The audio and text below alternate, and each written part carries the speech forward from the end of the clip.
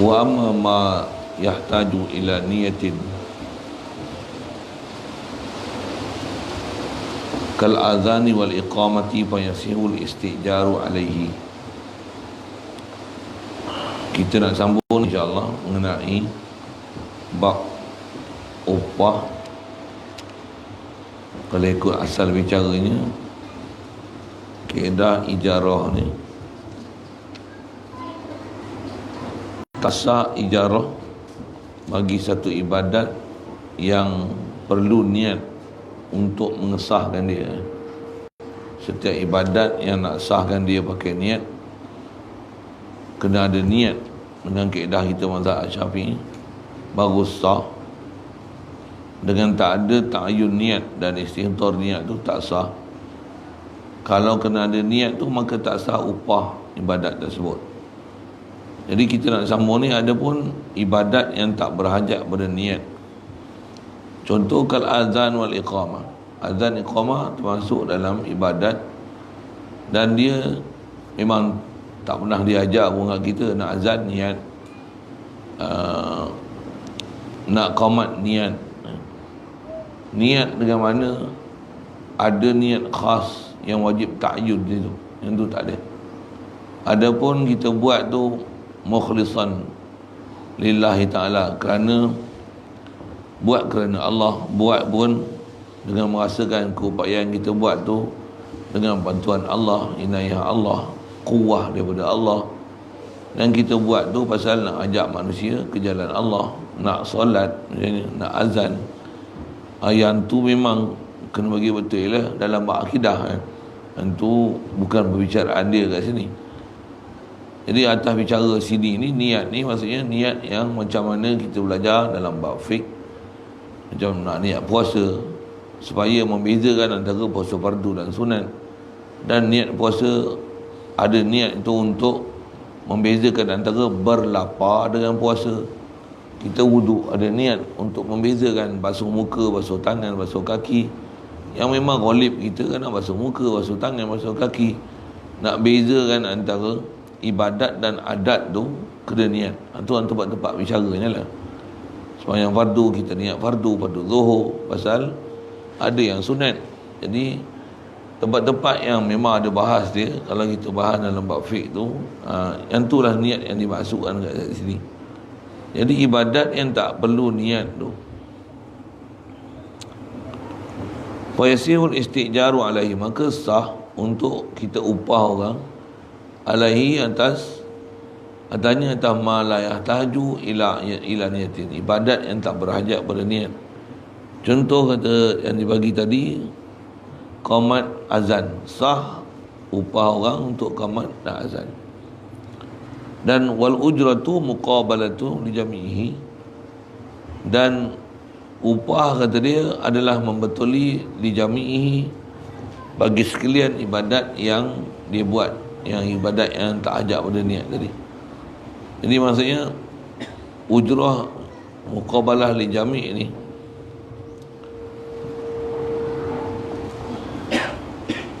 maksudnya apa yang dia azan tu dan dia iqamat tu, upah di atas kadar azan dan iqamat tu lah. Ma'a nahwi riayatil waqti, berserta dengan seumpama memeliharakan waktu. Maksudnya kadar masa yang sepatutnya yang dia kena selesaikan ibadat tersebut. Contoh azan dan iqamah tu, mestilah yang pada uruhnya waktu tu lah dia kena selesaikan qamat atau azan, untuk munasabah diberi upah di atas ibadat yang dia buat. Contoh misalnya qamat, boleh je qamat macam ni, Allahu Akbar, Allahu Akbar, asyhadu an la ilaha illallah. Contoh kan, bahasa kita tak moden sikit, qamat atau disebut riayatil waktu tu, riayatil wakti, qamat yang tak ikut SOP, standard operation procedure kan. Baca orang kata apa, lembek-lembek je, Allahu Akbar, asyhadu an la ilaha illallah, Allahu Akbar, Allahu Akbar, Allahu Akbar, Allahu Akbar, katalah gitu. Tak mengikut piawaian yang sepatutnya dia kena tunaikan ibadat tersebut. Yang tu antara maksud riayatul waqti.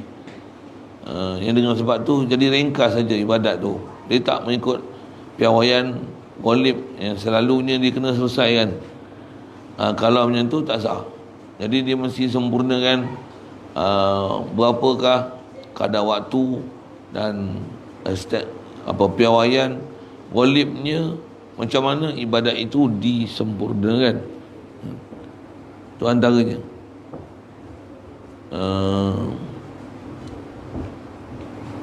Wa tajhizul mayyit kal azan wa tajhizil mayyit, dan juga kata dia seperti kita menyelesaikan urusan mayat.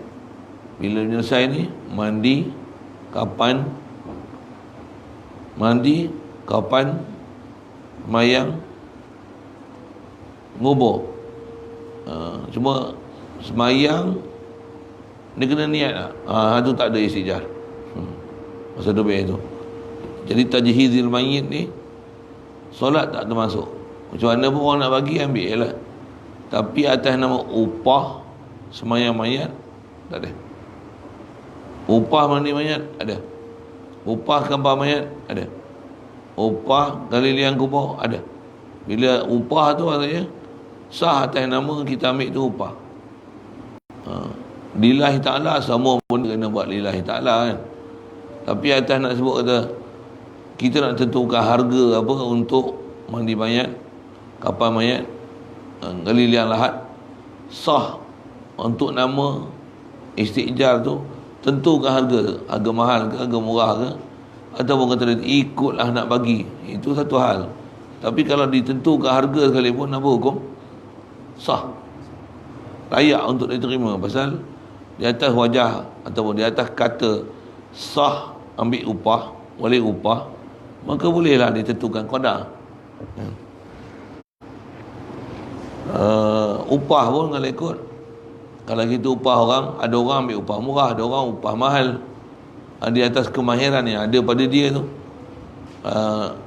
Sah ke dia nak ambil mahal, sedangkan selalunya kalau contohlah tajhiz mayit tadi, menyelenggarakan mayat, upah mandi kapan ni, katalah orang selalu ambil 200, dia minta 800, dan kau nak aku juga, aku minta 800, kau tak, kau panggil lah orang lain, dia nak buat jual mahal itu, boleh.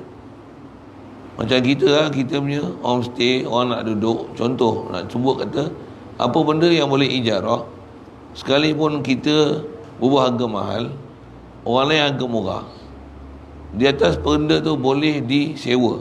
Orang berbuat sewa homestay katalah 400, kita berbuat 1000, dia nak duduk kat homestay kita, tak apa, aku nak homestay kau, bayarlah 1000, tu je lah.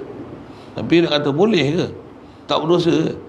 Di atas kata boleh ambil sewa dari tu, maka sah lah. Itu sah sewa. Kalau masalah upah, bila sah ambil upah tu, nak ambil upah mahal ataupun murah, dobit dia sah. Sah. Tu siap, itu asal bicara. Begitu juga kata dia, wa ta'limul Quran kullahu. Begitu juga mengajarkan Quran, sekalian Quran. Satu kaedah kita, bila dia sah untuk dinamakan, kita upah orang untuk ajar Quran, sah untuk jadikan dia mas kahwin. Kaedah kita boleh. Macam dobit dia boleh tak mana, tak apa yang boleh diupah, jadi akan ada bayaran di situ, ada muqabalah bi'iwadin, ada iwad yang sepatutnya dibayar. Kalau contoh kita sebut upah tu, ada bayaran yang akan bagi, maka sah untuk yang tu dijadikan sebagai mas kahwin. Contohnya kahwin dengan dia ni, apa mas kahwin dia? Ajar Quran talaki 30 juzuk bertajwid, sanad mengikut tarik Syatibi, contoh kan. Boleh, sah. Tapi kena ajar habis, barulah habis mas kahwin. Tak habis mas kahwin tu hutang lagi lah. Tapi boleh. Cuma kalau saya rasa kata macam ni, baik bagi 200, bagi saya siap-siap senang kan. Contohlah kalau nak pergi mas kahwin tu, berbanding dengan talaki 30 juzuk Quran, bukan senang kan. Lepas tu tak laki lah kau. Lepas tu nak kata apa? Tapi macam mana pun boleh ke? Boleh. Dobit tu boleh. Nak sebut boleh tu pasal apa? Bila ada benda yang memang sah dalam kaedah syariat kita, dia boleh dimuqabalah kan dengan satu bayaran atas kita bercara ni, upahkan dia untuk mengajar Quran ni, ta'lim Quran kullahu boleh, ataupun ba'dul Quran, misalnya juzuk amma je, upah aja mukaddam, upah tasbih Quran, berbetulkan Quran, bagi dia hafal misalnya surah-surah tertentu, surah pilihan misalnya, boleh, sah upah.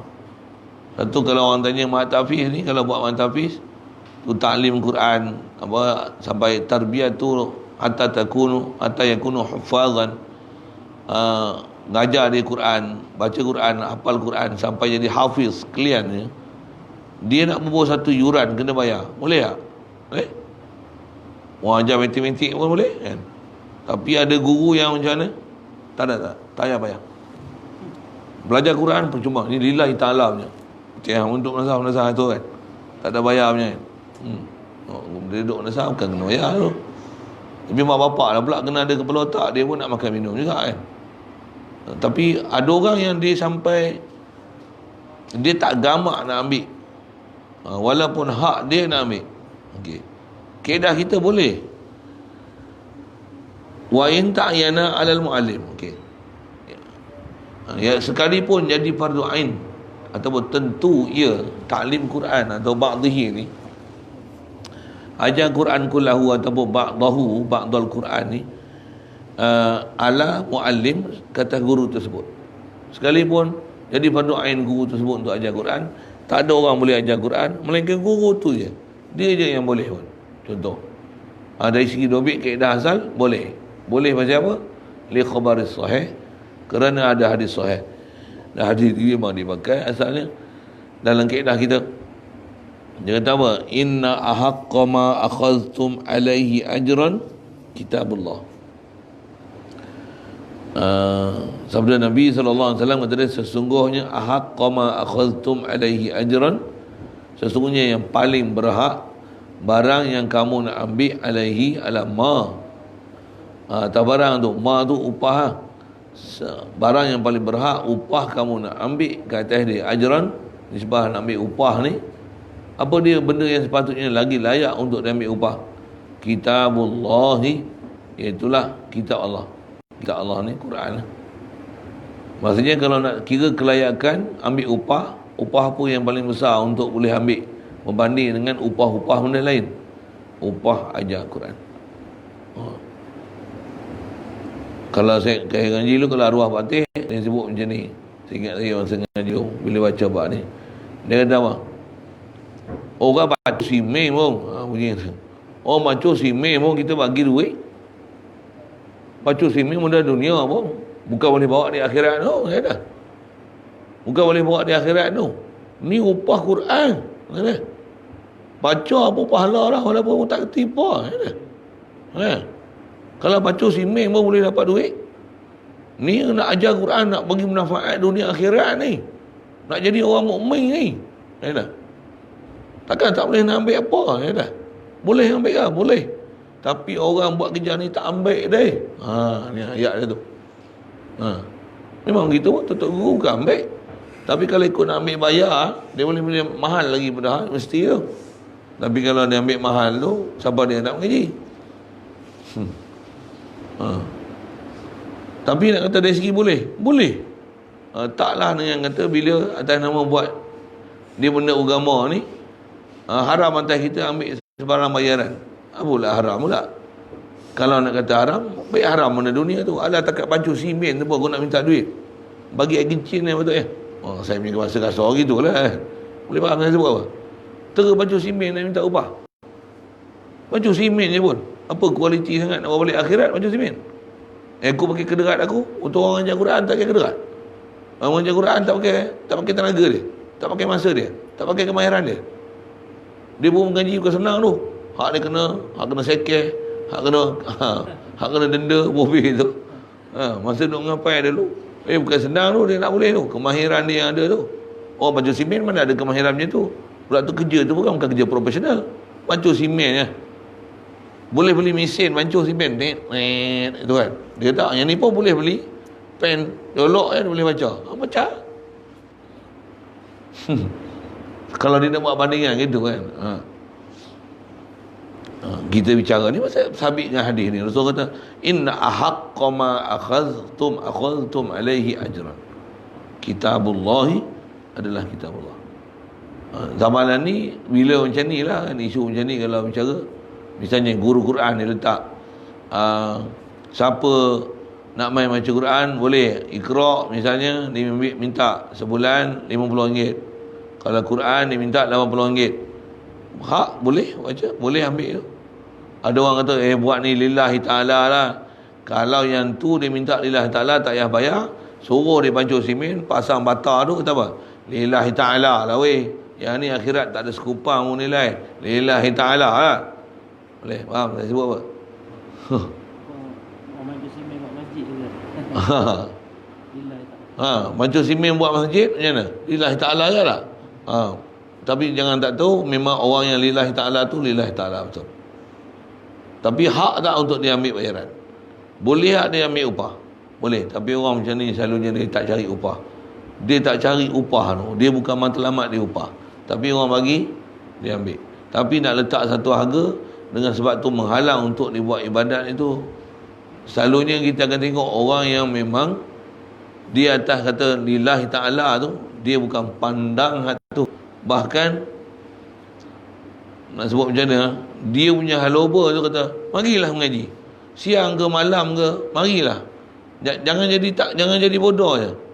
Saya sanggup mengajar. Mari tengah malam tak apa. Sampai ada bagi tawaran macam tu. Bila-bila mari. Umur tua pun tak apa. Marilah belajar. Saya ajar.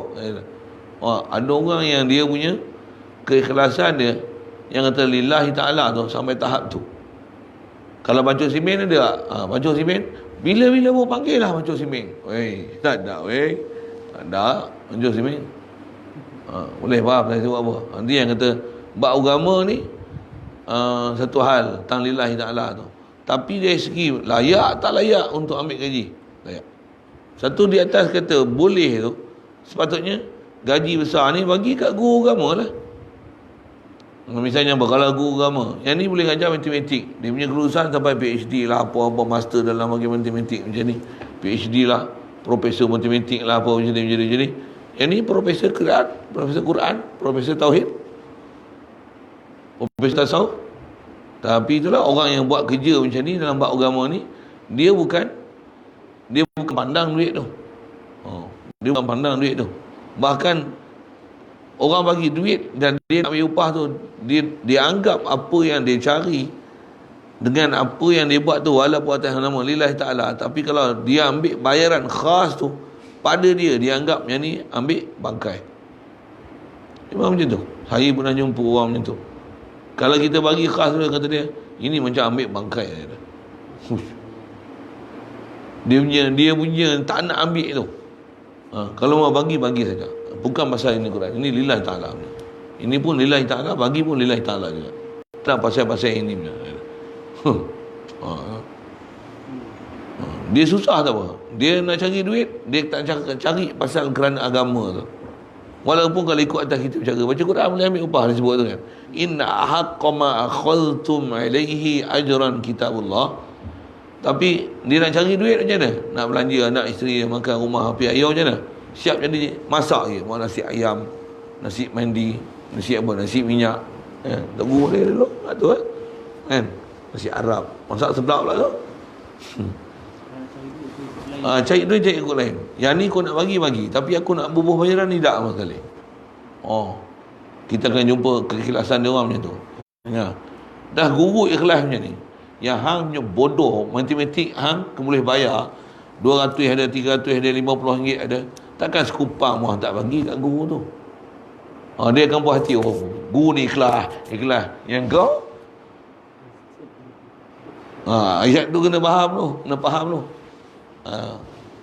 Di sini yang kita akan tengok, kalau orang yang dia faham agama, guru ni ada agama, ni bapak ni yang nak hantar anak pergi ngaji ni, dia ada agama tak? Dan kau nak suruh dia ikhlas, yang kau tak ikhlas. Sikit bahasa-bahasa macam tu lah. Saya sebut ni bunyi marah sikit. Maksudnya ada orang dia macam tu, bagilah ikhlas sikit. Yang kau tak ada ikhlas pun nak bagi duit kat dia. Kau nak suruh dia ikhlas mengajar Quran, tapi kau tak ikhlas keluarkan duit untuk bagi dia.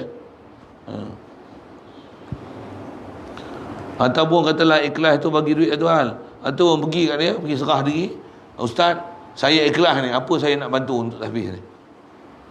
Macam simen ke, nak pouring buat telaga ke, ikhlas ni, ikhlas.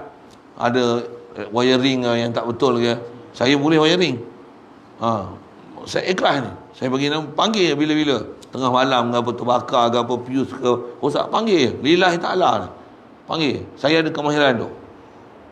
Ataupun bocor ke dinding, nak tukar zinc ke apa ke dinding apa, panggil, saya boleh buat. Nak pasang mozaik ke apa, panggil je saya, lillahi ta'ala. Ada orang macam tu, nak khidmat macam tu, ada. Kalau ada, bagus. Patutnya macam tu lah. Kau dah faham guru ni ikhlas macam tu, itulah ikhlas. Itulah ikhlas ya. Tapi kaedah agama kita, dia ada dasar. Dasar tu maksudnya ikhlas satu sudut. Tapi taklah dengan istilah ikhlas itu, istilahnya menafikan ada kelayakan dan hak untuk boleh ambil upah, tak boleh upah.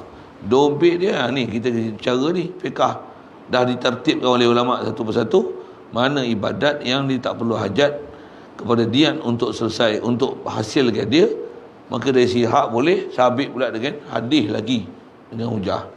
Siap. Qala Syekhuna, berkata guru kami Ibnu Hajar fi Syarhil Minhaji, dalam kitab Syarah Minhaji dalam kitab Tuhfah, kata dia yasihul istijaru li qiraatil Quran indal qabri. Kata dia sah kita upahkan orang baca Quran dekat kubur. Pasal apa boleh baca Quran kat kubur ni? Pasal baca Quran kat kubur tak ada masalah. Untuk ada kemanfaat dekat mayat. Lama dah ulama bahas tau, dia sebut nanti depan. Dari segi boleh, ada masalah. Masyhur kita belajar dalam bab hadis, kalau masalah baca Quran kat kubur ni, pernah ada Rasulullah satu ketika lalu kat kawasan perkuburan, ada Rasulullah dapati dengan apa yang Allah Ta'ala bagi kat dia faham pada ilmu ghaib, dua orang yang duduk di tanah perkuburan tu sedang disiksa kan. Rasulullah ambil pelepah tabang yang masih basah tu, maksudnya belum kering, dibelah dua jari datain, dipanggil hadisul jari datain. Rasulullah dia pacak kubur ni satu. Rasulullah kata selama-lama pokok ni masih basah, masih hijau, dia masih istilah masih hijau, masih basah, dengan sebab tasbih yang ada pada benda-benda hidup yang menjadi, sekalipun pada tumbuhan, mayat dalam kubur tu akan mendapat rahmat dengan sebab tasbih daripada pelepah tabang yang masih hijau ni. Masyhur dengan istilah nama hadisul jari datain. Jadi kalau kata tasbih daripada pokok kayu pun orang dalam kubur dapat rahmat, tasbih manusia macam mana?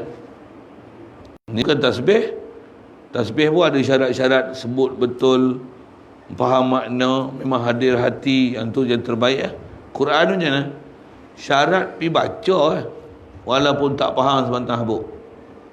Pahala hasil dah tu. Bila pahala hasil tu, malaikat datang tak? Rahmat dapat tak? Sakinah ada tak? Ada. Hasil lah kat orang kubur tu. Bahkan bab kubur ni kita bahas macam mana kita bagi salam tu, Assalamualaikum ya ahla daril qaumil mu'minin. Semua ahli kubur tu dapat manfaat. Manfaat apa? Doa kita, Assalamualaikum tu, sejahtera atas kamu. Dan sebenarnya memang ahli kubur dia sentiasa menunggu kedatangan kita bagi salam. Itu bagi salam. Bahkan ada sebut dalam kitab-kitab mengenai kelebihan orang alim, tutup guru, ahli ulama, para awliya. Antaranya penuntut ilmu. Penuntut ilmu, kita duduk mengaji ni, kita pergi kubur, tak payah pergi salam, kita pergi dia dapat rahmat.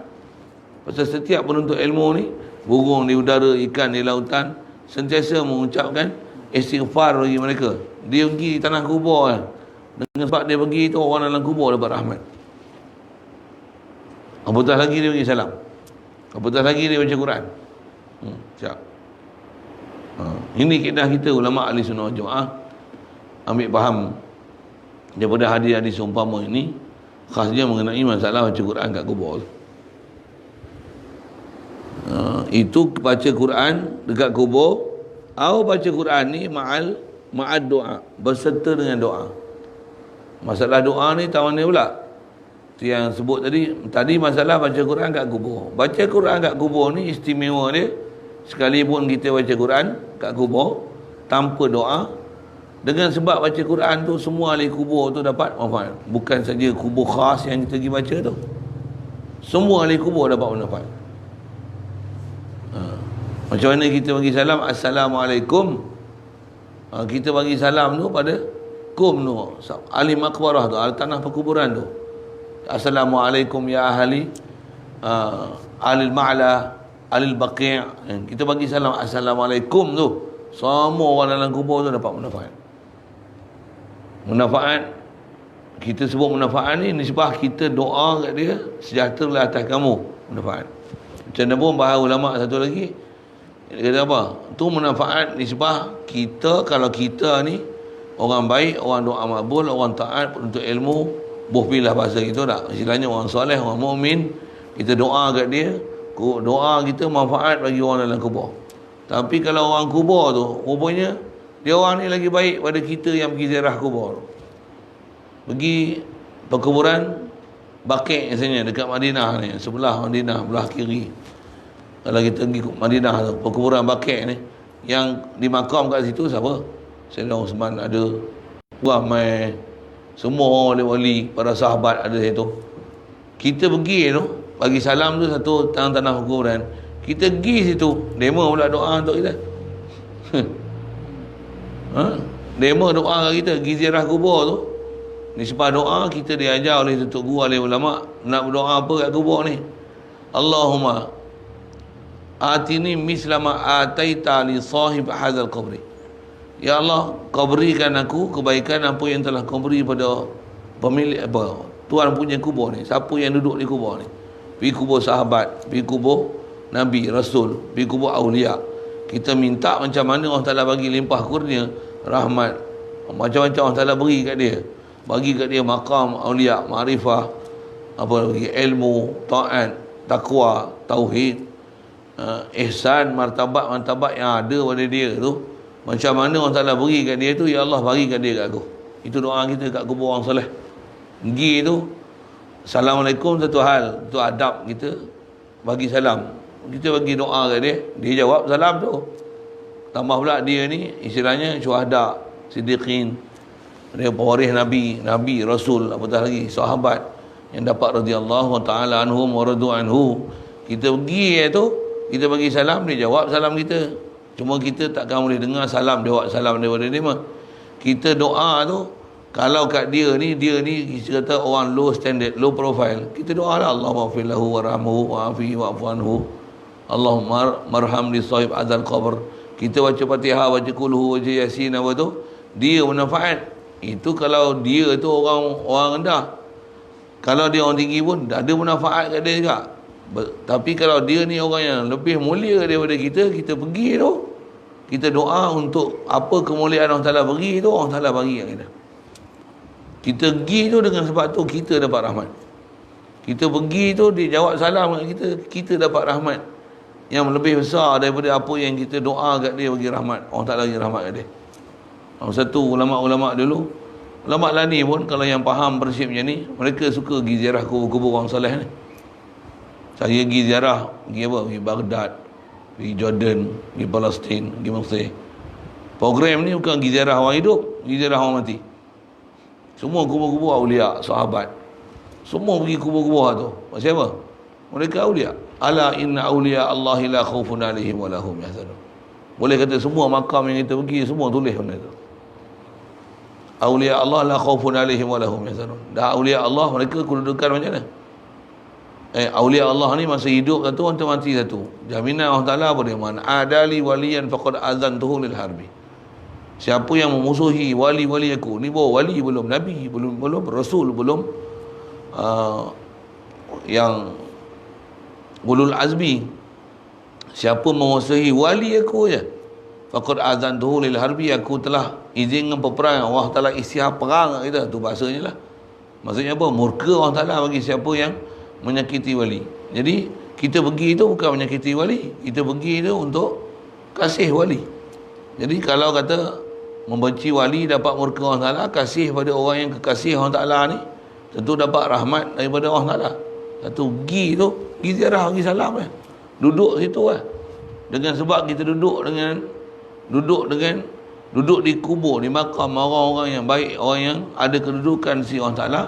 Jasad dia memang dah mati, tapi roh dia hidup di sisi Allah Ta'ala. Atas nama mati, roh memang tak mati, tapi roh dia ni special, dapat satu kedudukan khas pada Allah Ta'ala. Bahkan kalau dia masih hidup pun, istilah para ulama, dia orang ni istilahnya muqayyad. Muqayyad maksudnya, hatta kalau kata pada Rasulullah sendiri, kalau dia ada di Madinah, dia masih hidup, dia muqayyad. Kita kat sini, kita bagi salam kat dia tak sampai, pasal dia tak dengar. Tapi bila dia mati, dia wafat, alaihi salatu wassalam, bila dia wafat, istilahnya dia mutlak. Mutlak macam mana? Kita Malaysia ni, kita bagi salam kat dia, Assalamualaikum, assalatu wassalamu alaika ya Nabi Allah. Malaikat khas orang Ta'ala bagi hantar bagi salam kat Rasulullah. Rasulullah tahu siapa kita bagi salam. Satu, ulama-ulama suka pergi ziarah Nabi-Nabi dan Rasul walaupun mereka dah wafat. Begitu juga awliya-awliya pergi. Satu, tak betul pergi ziarah kubur orang kafir. Kubur orang kafir, mana tahu siapa kubur orang kafir? Agak-agak saya nak sebut apa? Jawab cepat. Siapa kubur orang kafir orang pergi ziarah? Siapa? Oh, tak tangkap lagi. Pergi piramid tu kubur Firaun. Tambah pula pergi museum. Pergi museum Mesir tu memang ada mumia Firaun tu. Masuk kena bayar tu. Saya pergi Mesir tu, adalah masuk apa, pihak turis dia dah bayar kan. Masuk je lah. Masuk pun tengok patung je. Kami masuk boleh kata semua ahli pergi, ada dalam 200 lebih orang. Tak ada seorang pun seronok masuk dalam museum. Maksud apa? Pergi masuk kubur. Masuk kubur lah. Masuk museum yang penuh patung. Patung apa? Patung Ramses lah, apa bala lah, nama lah sebut tak erti. Patung ni, patung kucing, patung ni. Pada dia orang tengok patung ni, tak tahu lah, dia orang macam tu. Oh tu nak pergi tengok mumia Fir'aun ni, kena bayar khas. Seorang tak masuk. Buat apa? Kalau nak kata ambil ibarat ke, ambil ibrah pengajaran kan. Quran kata sebut mayat Fir'aun ni, Quran kata apa? Fal yauma nunajjika bi badanika litakuna liman khalfaka ayah. Supaya orang yang di belakang ni, maksudnya selepas pada Fir'aun mati ni, Allah Ta'ala sebut dia yang selamatkan mayat Fir'aun ni daripada hancur dalam laut tu, dijumpai sampai sekarang. Berapa ribu tahun dah tu, tak reput-reput. Sampai jadi bahan kajian, apa benda yang dia awet lah, apa-apa. Allah Ta'ala yang jamin, tak reput. Fal yauma nunajjika bi badanika. Dalam Quran tu. Litakuna liman khalfaka ayah. Boleh dapat ayah, ada tanda kebesaran hebat yang Allah Ta'ala ni. Yang nak takjubkan tu ke Allah Ta'ala. Tengok tu bukan nak pergi ziarah Fir'aun tu, tapi nak bagi takjub pada Allah Ta'ala. La ilaha illallah. Siapa? Allah ni ilah aku. Allah ma'bud, Allah hakiki ma'bud, Allah hakiki mawjud, la mawjuda illallah. Ni boleh kekal ni siapa? Allah yang kekalkan dia. Tengok ni kalau nak dapat tauhid itu, sila tengok. Tapi seorang pun tak masuk. Tapi kalau duduk pergi makam aulia ni, duduk sejam, dekah Fatihah, apa, buat apa? Duduk orang soleh. Walaupun jasad dia memang dah berpisah roh dari jasad, istilahnya meninggal lah. Tapi dia tu istimewa tu sisi Allah Ta'ala, seolah-olah dia hadir tu. Dengan bahasa seolah-olah dia hadir tu. Bahkan atas istilah muqayyad dan mutlak tu, bila sebelum dia mati dia muqayyad. Siapa yang datang jumpa dia betul-betul, tuan, tapi bila dia mati dia istilahnya mutlak. Hatta kalau saya sebut dia Rasulullah, Syekh Abdul Qadir Jilani, kita bagi salam tu, Assalamualaikum ya Syekh Abdul Qadir Jilani, sampai tu. Maksudnya dia siapa? Kutubul Awliya. Apa tak ada akidah tu, maksudnya kau tak pernah belajar bab-bab ilmu ghaib dalam alam barzah ni. Siapa dia?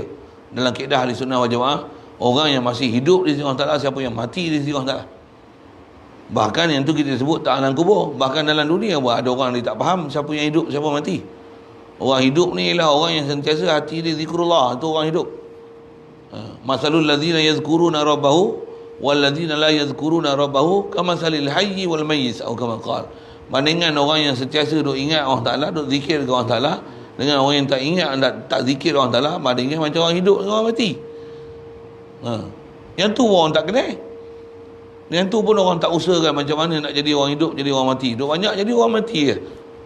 Tak ada usaha langsung untuk zikir hati. Dan nak zikir hati bukan zikir bodoh-bodoh tu. Ada ilmu dia, ada pelajaran dia, ada tarbiyah dia, ada latihan dia. Dan ada markas khas, madrasah untuk dapat latihan dan tarbiyah macam mana cara nak hidupkan hati. Ada ilmu pula, ilmu macam mana nak istilah, nak dapat zikrullah, nak dapat cari ibrah, macam mana nak jadi ulil absar, ulil albab, ulil nuha.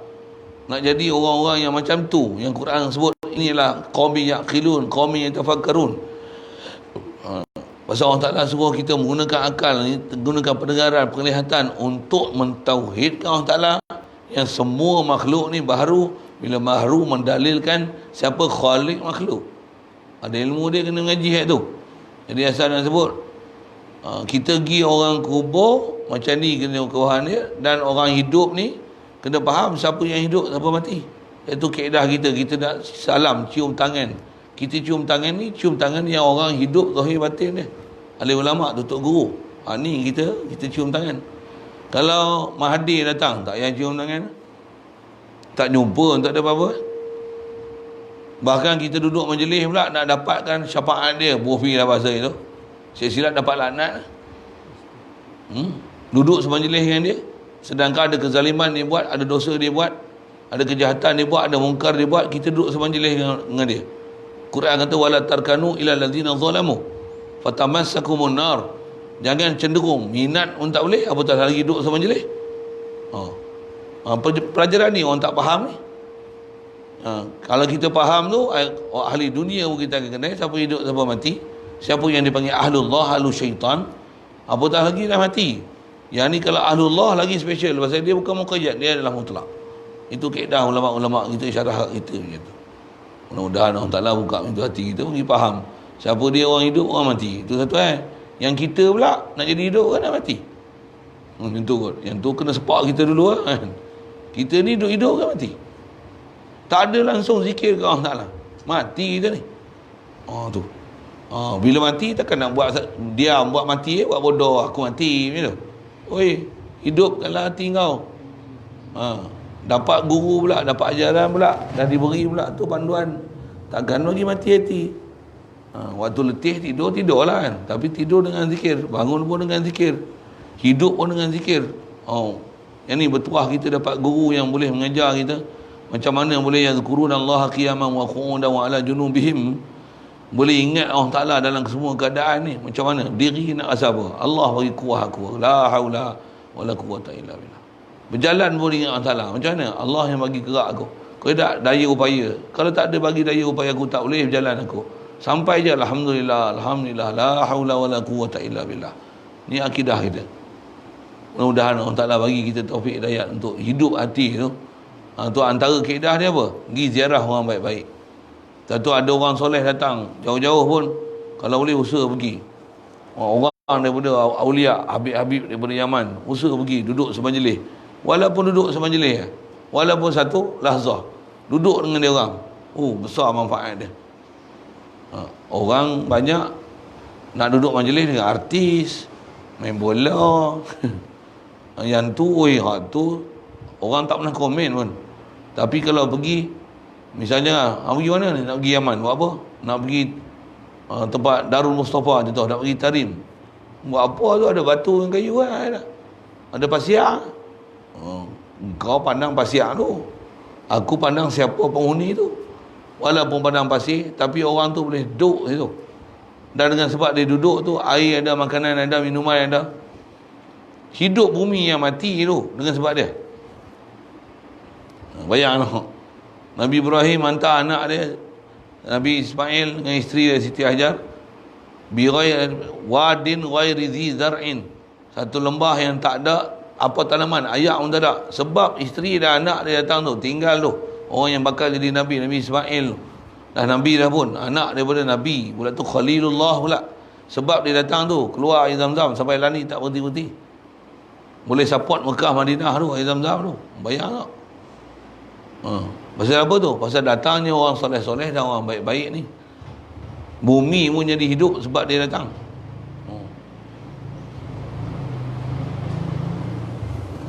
Itu sikit ke masalah akidah kita mengenai orang mati ni. Jadi asal nak sebut, bila baca Quran kat kubur, istimewa dia pergi kat kubur walaupun tak ada doa apa-apa, semua ahli dalam tanah perkuburan tu dapat manfaat. Itu ahli kubur. Itu kubur. Atau kata dia ma'ad doa, ataupun baca Quran ma'ad doa. Bukan qiraatul Quran indal qabri. Itu ataf daripada indal qabri. Istijaru, yasihul istijaru li qiraatil Qurani tadi indal qabri ataupun dengan mana li qiraatil Quran ma'ad doa. Boleh juga upah orang baca Quran, baca 30 juzuk, bukan baca kat kubur, baca kat rumah, lepas tu doa. Kalau baca yang bukan dekat kubur, memang yang pendapat paling kuat yang disebut oleh ulama kita, khasnya dalam mazhab Syafi'i ini, tak dapat tidak, dia mesti dengan ada doa. Habis baca Quran, Allahumma, dia ambil pendek fokus dan doa tu lah kan. Ini qara'tu hazil qira'ah wa anta alamu bihi ma qara'tu awsilillahumma baba bijalalika wa husnika wa karamika wa judika misla ma qara'tu minal Quran ila qabri sebulan sebut siapa kubur orang yang kita nak doakan tu, ataupun manil ladzi asma'uhum maktubu fi hadhil waraqah, ataupun siapa-siapa yang hadiahkanlah kepada siapa yang kita nak hadiah khas tu dengan doa. Boleh istijar qiraatul Quran ma'ad doa. Boleh. Siap. Walaupun buka kubur. Jadi doa apa? Doa bimisli ma hasala lahu minal ajri lahu aw li ghairihi aqibaha. Doa dengan berikan seumpama apa yang telah hasil lahu liqari, bagi seorang baca Quran, apa dia ma ni minal ujrah, daripada pahala, lahu lidai, bagi orang berdoa tu, atau bagi syakhsi, atau li ghairihi, ataupun kepada lain daripada mayit. Dan doa ni bila akibaha, mengiringinya kira. Lepas baca Quran, doa. Iaitu kita baca kat pondok misalnya, nak bagi sampai kat mak ayah kita, mak ayah sikit silap. Mak ayah kita kalau ikut, kita tak doa tak apa lah. Pasal kita sendiri adalah juzuk mak ayah kita. Dan tu yang masuk dalam hadis Nabi, waladin salihin yad'u lahu. Masuk waladin salih, waladin mu'min. Anak beriman. Anak beriman, anak ni adalah apa nak sebut amal jariah yang sentiasa bersambung pada mak bapak, walaupun kita tak doa untuk dia. Pasal kita adalah juzuk mereka. Selagi kita taat, selagi itu dia ada pahala. Siapa? Ni zuriat dia. Kita zuriat dia. Nak doa tu syukur, tapi tak syarat untuk mereka dapat sesuatu dengan doa kita. Tidak. Syarat dia iman. Betul iman kita dengan Allah Ta'ala, kita baik, mak bapak kita ada manfaat. Siap.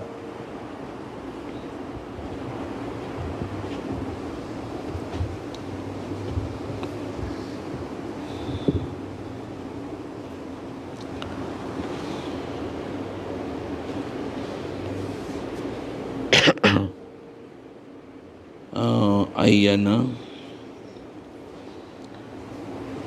istijar tadi, ayyana menentu ia mustajir, orang yang upah ni, dia upah dengan dia tentukan zamanan, masa, atau makanan, ataupun tempat, aula ataupun tidak. Contoh masa, baca ni bulan Ramadan, contoh. Baca ni malam, itu contoh zaman. Baca ni 3 hari kat kubur, itu zaman wal makan. 3 hari berturut-turut, lepas tu makan mana? Baca kat kubur. Boleh? Boleh. Satu tak heran baca Quran kat kubur 3 hari, berkampung kat kubur. Kaedah dia boleh? Harus. Macam mana orang berkampung, ada pekerja 3 bulan duduk dalam rumah buat lantai plywood, dinding plywood, 3 bulan duduk berkampung situ. Duduk apa? Dia buat binaan. Boleh? Apa tak boleh pula? Upah nak cari makan? Itu upah cari makan. Ni upah untuk baca Quran, boleh? Boleh. Kaedah ulama bahas boleh. Apa cerita apa boleh? Boleh ya.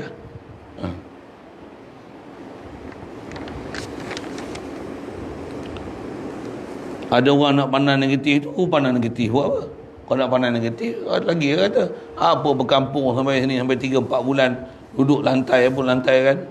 Lantai plywood, dinding plywood semata-mata cari makan. Kalau nak pandang negatif, kita pandang negatif itu senang kan? Yang ni benda pula memang dia benar dalam syarak. Kita panggil pun orang baca tu memang ahli dalam bab baca. Allahumma salli. Dari segi hukum pula memang sah untuk ambil ijarah. Boleh? Boleh lah. Tak ada masalah kita dalam syarak. Satu, kalau buka sekolah kebangsaan ada yuran, ada gaji. Ni buka sekolah agama untuk ada yuran, ada gaji, boleh? Boleh. Boleh. Dari segi boleh tu, boleh. Pasal dah kata sah. Wadiyatus sawabi lahu min ghairi du'ain laghun. Baik, satu perhatian kena ambil situ. Kalau baca Quran yang bukan di kubur ataupun di mayat,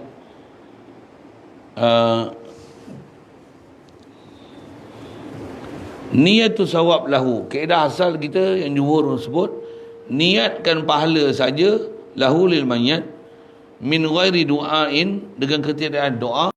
Kaedah asal kita lagun. Satu kena doa.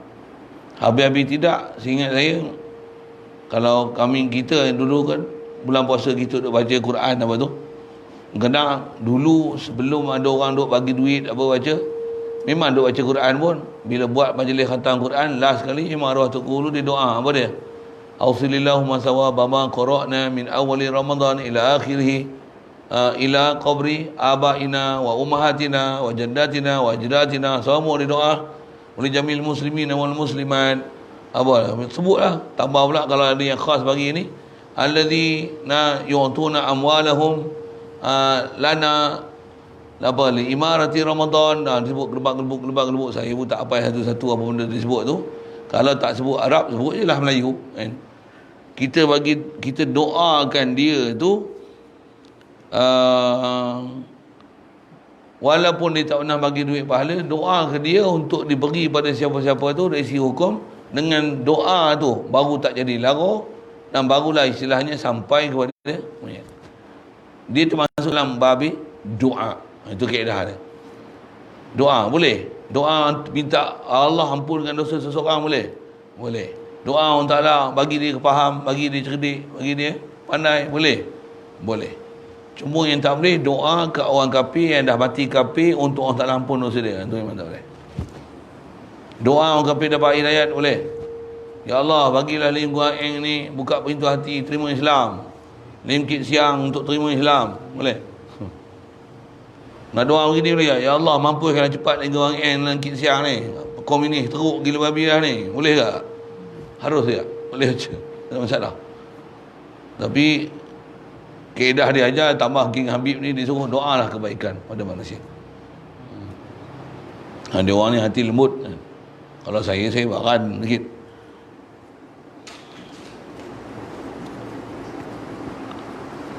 Jadi kaedah dia nak sebut, jumhur sebut, kalau kita niat saja untuk sampai pada siapa si mayat, tak ada doa, dia lara. Satu, bila majlis khatam ni, selalunya tu akan sebut lah, doa ni semua wakil kat Fatih lah dia. Tolong amin sekali. Dia balik baca sekali, amin lah. Supaya doa kita baca Quran ni kadang-kadang disebut juga dengan wajah macam ni. Kita duk baca Quran ni daripada awal Ramadan tu, kita niat gilah pada siapa yang duk bagi duit kita, bagi belanja kita ke ni, yang bagi kita belanja buka puasa lah apa ni, dan juga semua muslimin muslimat, mak ayah kita, tok nenek moyang kita, hak mana hak Islam tu, kita hadiah pergi ke dia, kita niat tu. Lepas tu serah doa ni kat Fatih, kita doa pakai amin belakang. Disebut dua kali. Tan niat pun ada, tan doa pun ada. Dia tak tinggal tan niat tu ada, doa pun ada. Tapi kalau ikut jumhur, niat tu yang besar sekali. Untuk kalau tak ada niat macam mana? Tak ada niat. Kalau tak ada doa macam mana? Lara. Walaupun lara, khilafan li jam'in. Menyalahi bagi satu kumpulan ulama. Maksudnya ada juga ulama kata niat pun dah memada walaupun tak doa. Tapi di atas kaedah kita tak mah duk pondok ni, tok guru memang duk ajar. Walaupun ada khilaf-khilaf macam ni, dia takkan biar ambil khilaf pendapat yang terpinggir. Tapi dia akan ambil jumhur apa dia? Tak pernah ditinggalkan doa. Bahkan doa khatam Quran pada majlis khatam tu satu hal. Setiap kali baca Quran, disiap tulis apa dia doa yang kena baca. Habis baca Quran je doa. Habis baca Quran je doa. Habis baca Quran je doa. Habis baca Quran je doa. Diajar macam tu. Lepas tu yang khatam doa sekali lagi pula. Bagus tak doa? Doaul ibadah. Doa mukhul ibadah. Doa silahul mu'min. Ini doa kaedah kita. Ud'uni astajib lakum.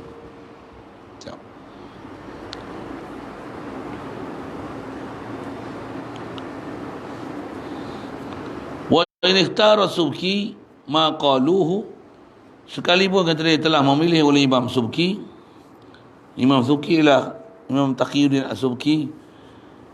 Dia telah memilih makhtarahu, barang yang telah memilih oleh para ulama, huwa kan dia jam'in ni. Jadi kalau ikut Imam Subki, dia ambil pendapat dan dia kata nawar saja, niat aja dah memada. Imam Subki dia ambil pendapat ni, macam mana pun dia tak disebut Imam Subki, nama orang-orang yang disebut ni hanya seorang. Kalau ikut jumhur, dia kena ada doa. Tanpa doa, lagun. Itu jumhur pakai. Jadi jangan tinggal pendapat jumhur ni. Pasal apa? Kaedah kita al-khuruju minal khilafi mustahab. Keluar daripada khilaf ni sunat. Bagus. Excellent. Pasal apa? Bila kita doa, tak ada siapa bertikai kita. Kalau tak doa, ada orang bertikai. Kenapa tak doa? Kan masalah lah. Kita dah aku niat dah. Engkau tak doa. Kalau kita doa macam mana? Siap. Tak ada siapa bertikai. Jadi buat ibadat yang kemas. Jangan buat ibadat yang tawa habiak. Jangan buat ibadat yang longgar. Jangan buat ibadat yang ada orang ulama pertikai kan kesohihan ibadat itu. Wa kaza. Situ dulu. Wallahu a'lam. Ada soal?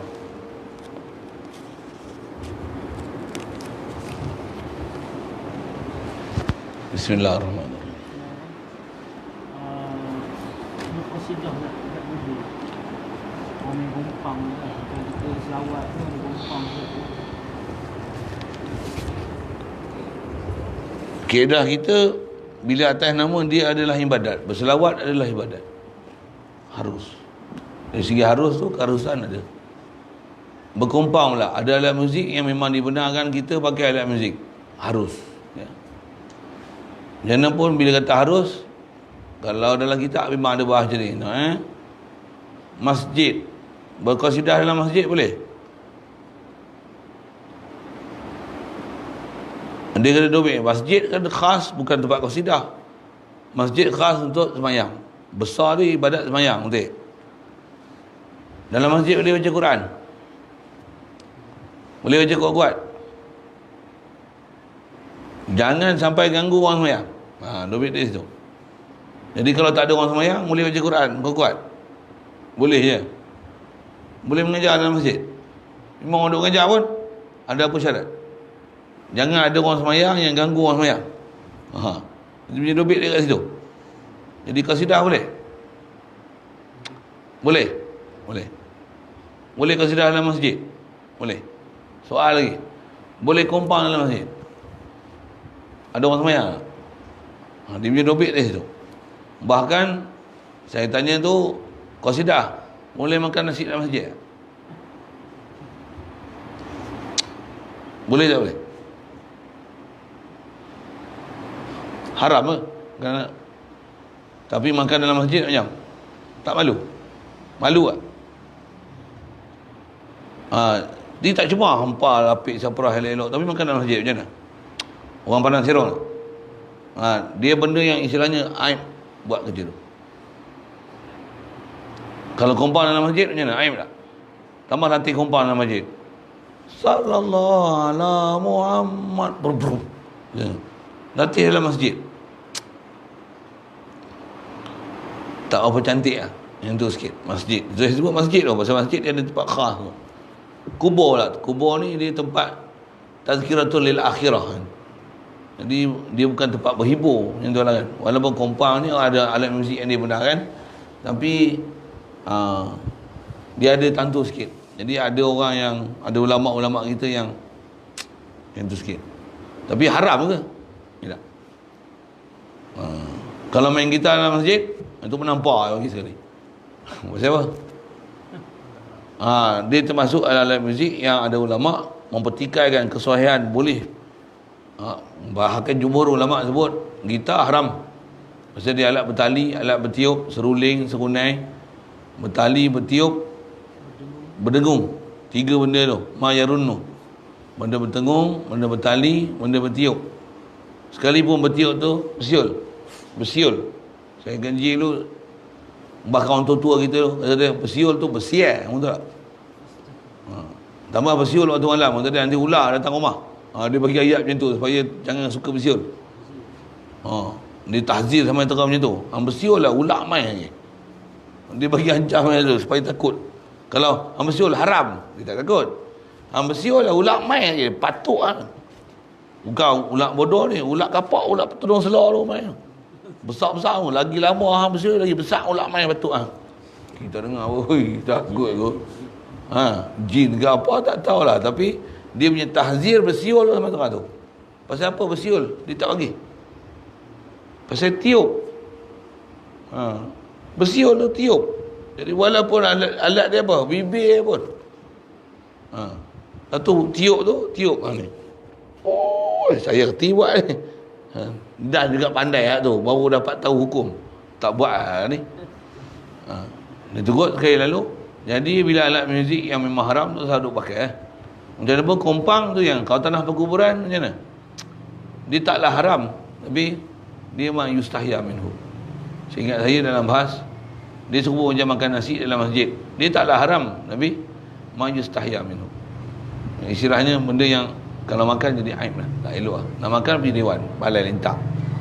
Dalam masjid, dia tak haram. Kita buat roti misalnya, bawa air, bawa tu, duduk itikaf, makan dalam masjid, boleh? Bahkan tengok, saya buat misal, kita hampa bekas ke apa, ambil wuduk dalam masjid. Ambil wuduk dalam masjid. Boleh tak?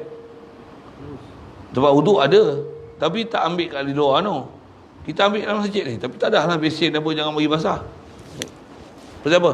Saya tak nak keluar masjid. Saya nak ambil masjid dalam masjid tak? Boleh? Memang tak haram, tapi dia yustahya minhu. Ambil wuduk lah, tempat wuduk lah. Pun bukan tak boleh keluar untuk ambil wuduk, bukan tak boleh. Dan dia tak memutuskan mualat dalam masalah itikaf, tak putus. Itu ada pelajaran dia dalam bab itikaf tu. Jadi buat benda-benda macam tu, dia ada ulama-ulama yang tak berapa setuju. Pasal dia termasuk dalam perkara yang tak tak relevan, yang tu kot boleh berasa untuk benda tu dibuat di tempat tersebut. Berkasidah tak apa, tapi kompang. Pergi kubur misalnya, selawat. Kita selalu selawat apa tu?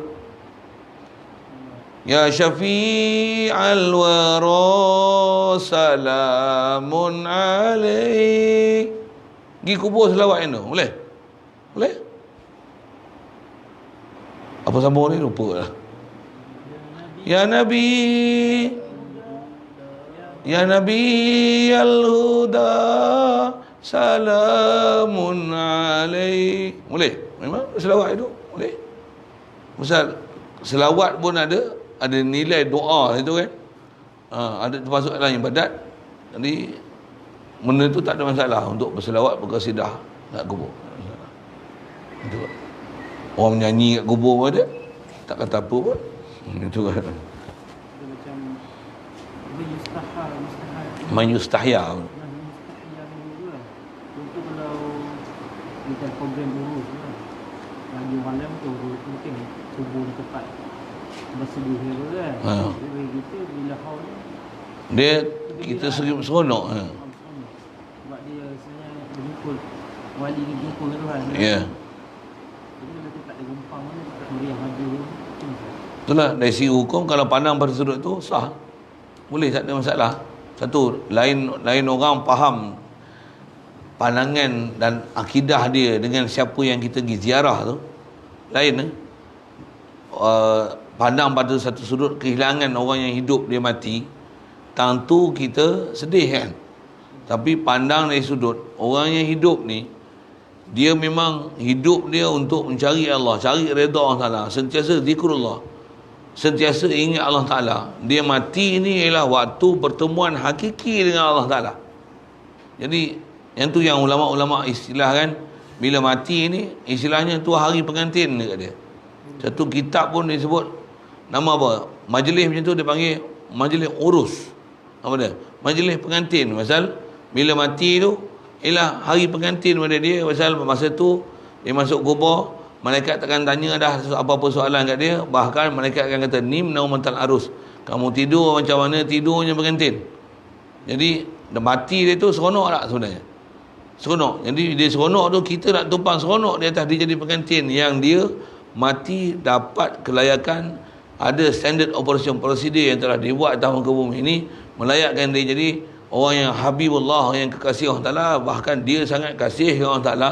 Dia hidup dalam keadaan mengorbankan harta benda, jiwa raga dia, hidup dia, lifestyle dia untuk Allah Ta'ala. Dia mati ni jadi pengantin, seronok kita di atas pengantinnya dia tu. Main kembang. Pandang pada saat itu harus.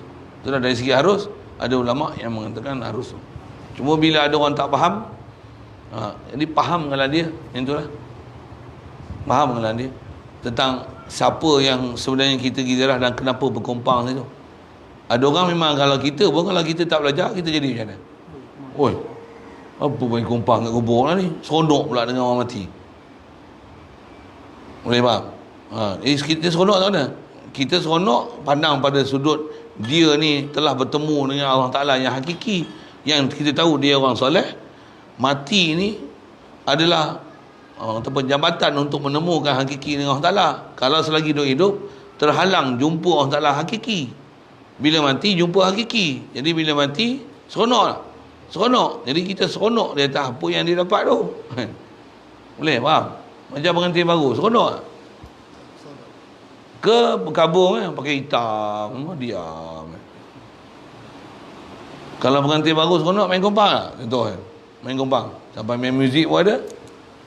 Muzik tu tak salah, tapi nak sebut seronok tak? Kalau pengantin tu seronok, pengantin mati mana seronok ni? Pengantin baru, dia pengantin baru semalam je. Lepas tu jadi pengantin lama. Sorry bahasa saya. Tapi pengantin dalam kubur, bila pengantin? Nim naumata arus sampai bangkit tengok sangkakala kedua tu. Dia akan pengantin sepanjang masa, daripada mati sampai tiup sangkakala kedua. Macam mana? Bila kita main gombang? Hari mula mati ke bila-bila? Bila-bila main gombang. Pandang pada sudut tu main gombang. Dia orang pandang macam tu. Satu, bila ada wajah-wajah yang ulama kita syarahkan kita, atau wajah yang memang itu para awliya kita, mereka punya faham ni faham yang betapa luar daripada kotak fikiran kita. Pasal kita tak faham dalam perjalanan akidah siapa orang yang dah mati tu kan. Kita tak faham. Bila kita faham macam mana, InsyaAllah kita jadi macam dia. Bahkan jangan kata masalah tu kubur macam dia, kita hidup ni kita akan jadi macam dia. Tanda macam mana? Dia sentiasa dengan Allah Ta'ala, selawat atas Nabi. Kita pun sentiasa zikir Allah Ta'ala, sentiasa selawat atas Nabi. Boleh tinggal lah benda lara-lara. Lara ni tak mau lah. Cuma kita tak lagi lah terus tu. Nak merapu lagi macam-macam. Tapi kalau orang yang dah sampai jadi ahlullah, ahlul rasul ni, macam mana? Dia tak nak benda lara-lara ni. Dia ni lawak lagu muridun. Yang ni lah dapat aflah. Dapat falah hakiki. Dan tu kot, pandang pada sudut tu, biar dia nak main kompang pun, bukan usik kita pun. Cuma kalau kita faham macam mana kegembiraan mereka di atas akidah mereka tu, kita pun sepatutnya baru kita akan faham kenapa dia orang bergembira, macam mana kita sepatutnya bergembira. Kita buat. Bismillahirrahmanirrahim. اللهم نور قلوبنا من نور هدايتك كما نورت الأرض من نور شمسك ودنا أبدا برحمتك يا أرحم الراحمين وارزقنا فهم النبيين وحفظ المرسلين وإلهام الملائكة المقربين وسلم تسليما على جميع الأنبياء والمرسلين اللهم صل أفضل الصلاة